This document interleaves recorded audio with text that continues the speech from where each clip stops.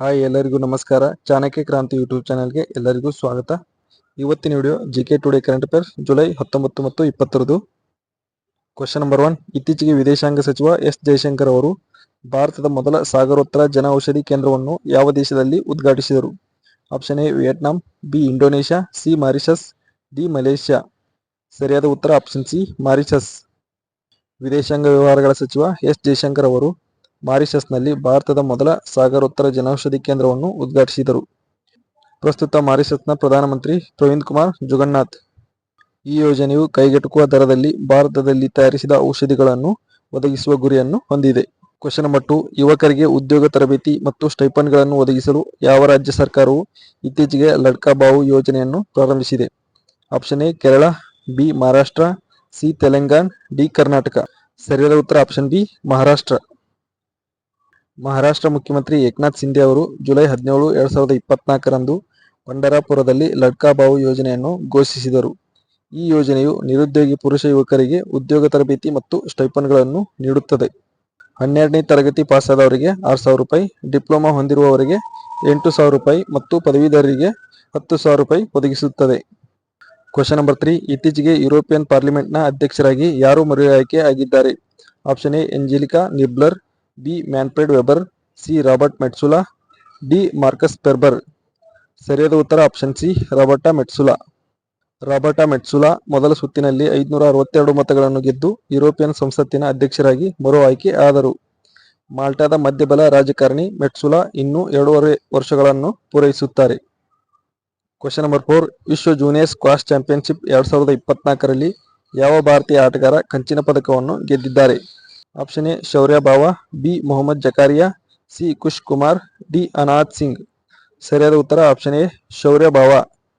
WSF ವಿಶ್ವ junior squash championship 2024ರಲ್ಲಿ ಸೆಮಿಫೈನಲ್ನಲ್ಲಿ ಈಜಿಪ್ಟ್ನ ಮೊಹಮ್ಮದ್ ಜಕಾರಿಯಾ ವಿರುದ್ಧ ಸೋತ ನಂತರ ಶೌರ್ಯ ಬಾವಾ ಕಂಚಿನ ಪದಕವನ್ನು ಗೆದ್ದರು. ಭಾರತದ ಮಹಿಳಾ ಆಟಗಾರ್ತಿ ಅನಾಹತ್ ಸಿಂಗ್ ಕ್ವಾರ್ಟರ್ ಫೈನಲ್ನಲ್ಲಿ ಈಜಿಪ್ಟ್ನ ನಾಡಿಯನ್ ಎಲ್ ಮಮ್ಮಿ ವಿರುದ್ಧ ಸೋಲನುಭವಿಸಿ ಪದಕ ವಂಚಿತರಾದರು. Question number 5. ಇತ್ತೀಚೆಗೆ ಸುದ್ದಿಯಲ್ಲಿ ಕಾಣಿಸಿಕೊಂಡ ಆಪರೇಷನ್ ನನ್ನೆ ಪರಿಷ್ಠೆ ಯಾವ ಸಂಸ್ಥೆಗೆ ಸಂಬಂಧಿಸಿದೆ? Option A DRDO, B railway protection force, C ISRO, D ಮಹಿಳಾ ಮತ್ತು ಮಕ್ಕಳ ಅಭಿವೃದ್ಧಿ ಸಚಿವಾಲಯ. ಸರಿಯಾದ ಉತ್ತರ option B railway protection force. Railway ರಕ್ಷಣಾ ಪಡೆ RPF 2018ರಲ್ಲಿ ಪ್ರಾರಂಭವಾದ ಆಪರೇಷನ್ ನನ್ನೆ ಪರಿಷ್ಠೆ ಅಡಿಯಲ್ಲಿ ಕಳೆದ 7 ವರ್ಷಗಳಲ್ಲಿ ಭಾರತೀಯ ರೈಲ್ವೆ ನಿಲ್ದಾಣಗಳು ಮತ್ತು ರೈಲುಗಳಲ್ಲಿ ಅಪಾಯದಲ್ಲಿರುವ 84,119 ಮಕ್ಕಳನ್ನು ರಕ್ಷಿಸಿದೆ. ಈ ಕಾರ್ಯಾಚರಣೆಯು ಓಡಿಹೋದ, ಪರಿತ್ಯಕ್ತ, ಬಡವರು, ಅಂಗವಿಕಲ ಅಥವಾ ಅಪಹರಣಕ್ಕೊಳಗಾದ ಮಕ್ಕಳ ಮೇಲೆ ಕೇಂದ್ರೀಕರಿಸುತ್ತದೆ. 2022ರಲ್ಲಿ RPF ಅತಿ ಹೆಚ್ಚು ಅಂದರೆ 17,756 ಮಕ್ಕಳನ್ನು ರಕ್ಷಿಸಿತು. Question number 6. ಇತ್ತೀಚೆಗೆ ಸುದ್ದಿಯಲ್ಲಿ ಕಂಡುಬರುವ ಡೇವಿಸ್ ಸ್ಟ್ರೈಟ್ ಯಾವ 2 ಪ್ರದೇಶಗಳ ನಡುವೆ ಇದೆ? ಆಪ್ಷನ್ ಎ ಅಲಾಸ್ಕಾ ಮತ್ತು ರಷ್ಯಾ, ಬಿ ಗ್ರೀನ್ಲ್ಯಾಂಡ್ ಮತ್ತು ಕೆನಡಾ, ಸಿ ಐಸ್ಲ್ಯಾಂಡ್ ಮತ್ತು ನಾರ್ವೆ, ಡಿ ಸೈಬೀರಿಯಾ ಮತ್ತು ಕೆನಡಾ. ಸರಿಯಾದ ಉತ್ತರ ಆಪ್ಷನ್ ಬಿ ಗ್ರೀನ್ಲ್ಯಾಂಡ್ ಮತ್ತು ಕೆನಡಾ. ಕೆನಡಾ ಮತ್ತು ಗ್ರೀನ್ಲ್ಯಾಂಡ್ ನಡುವಿನ ಡೇವಿಸ್ ಜಲಸಂಧಿಯಲ್ಲಿ ಸೂಕ್ಷ್ಮಖಂಡವನ್ನು ಕಂಡುಹಿಡಿಯಲಾಗಿದೆ. ಟೆಕ್ಟೋನಿಕ್ ಪ್ಲೇಟ್ ಶಿಫ್ಟ್ಗಳಿಂದಾಗಿ ಲಕ್ಷಾಂತರ ವರ್ಷಗಳ ಹಿಂದೆ ರೂಪುಗೊಂಡ ಇದು 19 ರಿಂದ 24 ಕಿಲೋಮೀಟರ್ ದಪ್ಪದ ಭೂಖಂಡದ ಹೊರಪದರವನ್ನು ಹೊಂದಿದೆ. ಇದನ್ನು ಈಗ Davis Strait proto micro continent ಎಂದು ಹೆಸರಿಸಲಾಗುತ್ತದೆ. ವಾಯುವ್ಯ ಮಾರ್ಗದ ಮೂಲಕ ಅಟ್ಲಾಂಟಿಕ್ ಮತ್ತು ಪೆಸಿಫಿಕ್ ಸಾಗರಗಳನ್ನು ಸಂಪರ್ಕಿಸುತ್ತದೆ. Question number 7. ಇತ್ತೀಚೆಗೆ ಸುದ್ದಿಯಲ್ಲಿ ಕಂಡುಬಂದ MV ಸೀ ಚೇಂಜ್ ಎಂದರೇನು? ಆಪ್ಷನ್ ಎ ವಿಶ್ವದ ಮೊದಲ ಎಲೆಕ್ಟ್ರಿಕ್ ದೋಣಿ, ಬಿ 100% ಹೈಡ್ರೋಜನ್ ಇಂಧನದಿಂದ ಚಾಲಿತ ಪ್ರಪಂಚದ ಮೊದಲ ವಾಣಿಜ್ಯ ಪ್ರಯಾಣಿಕ ದೋಣಿ, ಸಿ ವಿಶ್ವದ ಅತಿದೊಡ್ಡ ಸರಕು ಹಡಗು, ಡಿ ಮೇಲಿನ ಯಾವುದೂ ಅಲ್ಲ. ಸರಿಯಾದ ಉತ್ತರ ಆಪ್ಷನ್ ಬಿ 100% ಹೈಡ್ರೋಜನ್ ಇಂಧನದಿಂದ ಚಾಲಿತ ಪ್ರಪಂಚದ ಮೊದಲ ವಾಣಿಜ್ಯ ಪ್ರಯಾಣಿಕ ದೋಣಿ.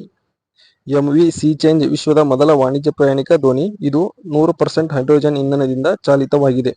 ಆಲ್ ಅಮೆರಿಕನ್ ಮರೈನ್ ಶಿಪ್ ಯಾರ್ಡ್ನಿಂದ ನಿರ್ಮಿಸಲಾಗಿದೆ. ಇದು 75 ಪ್ರಯಾಣಿಕರನ್ನು ಹೊತ್ತೊಯ್ಯುತ್ತದೆ ಮತ್ತು 16 ಗಂಟೆಗಳ ಕಾಲ ಕಾರ್ಯನಿರ್ವಹಿಸುತ್ತದೆ.